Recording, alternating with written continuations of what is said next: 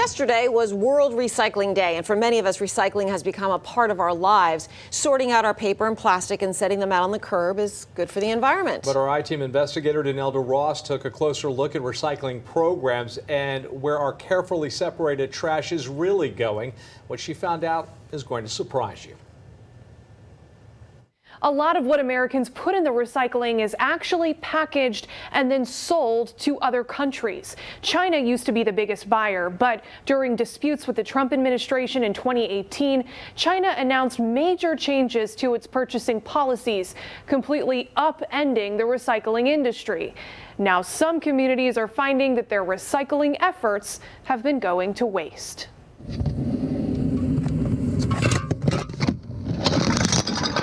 We sort it, set it out, and wait for the truck to drive it to a greener future. For most of us these days, recycling is routine, but in some Florida cities, like Deltona, you won't find these colored bins on the curb. Recycling trucks haven't run in years. I've recycled for years and years and years, and it was really hard to not be, to know that you're not doing that. Mayor Heidi Hertzberg knows as well as anyone why Deltona canceled its recycling program, but she still cringes a little, throwing recyclables away with the rest of her trash. It's a daily psychological issue with me. It was easy for us to pack it all up and barge it over to China and let them handle it. In 2018, China announced it would no longer buy waste and most recycled material from other countries. In other countries, other buyers weren't paying enough to make recycling economically viable. For example, it cost the city of Deltona $80 per ton to process and recycle paper. They could only sell it for $5. The stuff was going through the process, but in the end, there was no end user. China wasn't taking it, and there were not a lot of companies here in the United States that were actually using the recyclable materials to turn them into something else. So in the end, it was going in the landfill. At least 4 other communities in Florida have also eliminated curbside recycling. Closest to us is Deerfield Beach. And if you're wondering why environmentalists aren't shouting from the rooftops, there's a reason. Recycling will never work. We will produce too much for it to ever be adequately environmentally productive or also economically feasible. Dr. Jennifer Jones leads the Center for Environment and Society at Florida Gulf Coast University. She tells the I-Team losing China as a customer for all that waste exposed how expensive and inefficient American recycling programs are. The reality is just 10% of plastic is really recycled. Most of it gets buried or burned. Another problem is too many of us put objects in recycling bins that don't belong there. Mixing that material causes contamination and makes all of those recyclables unusable.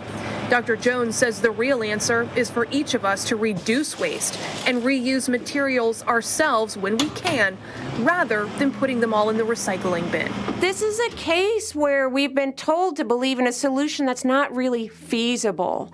I wish none of us had to recycle.